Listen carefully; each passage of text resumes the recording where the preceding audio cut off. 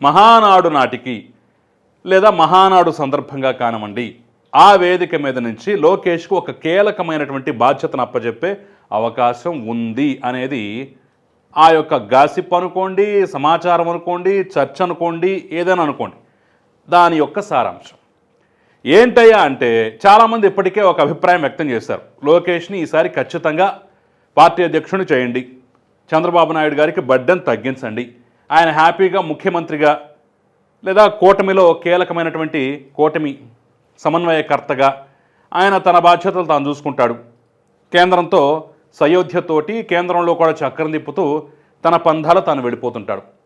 Party వరకు యువకుడు ఉత్సాహవంతుడైనటువంటి లోకేష్కి బాధ్యతలు అప్పగిస్తే ఆయన దారిలో పెట్టుకుంటాడు, తన మంత్రి బాధ్యతలతో పాటు దీన్ని కూడా సమన్వయం చేసుకుంటాడు, కొంచెం ఎక్కువ టైం పార్టీ కూడా కేటాయిస్తాడు.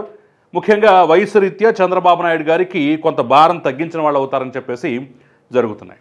ఆ నేపథ్యంలోనే అటు ప్రధాన కార్యదర్శి పదవి ఎలాగో వదులుకున్నాడు, అధ్యక్షుడు అవుతాడా లేదనే అంశం కాసేపు పక్కన పెట్టినట్టయితే మధ్య మార్గంగా ప్రస్తుతానికి వర్కింగ్ ప్రెసిడెంట్ అనేటటువంటి పోస్టును క్రియేట్ చేసి, ఎందుకంటే ఆల్రెడీ ఇదే రకమైనటువంటి పోస్ట్ను గతంలోనే రేవంత్ రెడ్డి కోసం తెలంగాణలో తెలుగుదేశం పార్టీ క్రియేట్ చేసింది, ఆయనకు బాధ్యతలు అప్పగించింది. ఎల్ రమణని అధ్యక్షుడిగా, వర్కింగ్ ప్రెసిడెంట్గా రేవంత్ రెడ్డిని పెట్టేసి కథ నడిపించారు.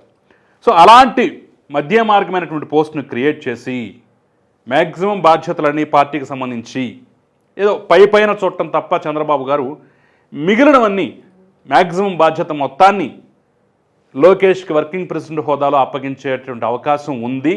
జరగబోయేది ఇదే. కాబోయే వర్కింగ్ ప్రెసిడెంట్ గారికి శుభాకాంక్షలు అంటూ కూడా కొన్ని కామెంట్లు వస్తున్నాయి, కొన్ని సోషల్ మీడియా పోస్టులు వస్తున్నాయి, ఒక చర్చ అయితే నడుస్తుంది. ఎందుకంటే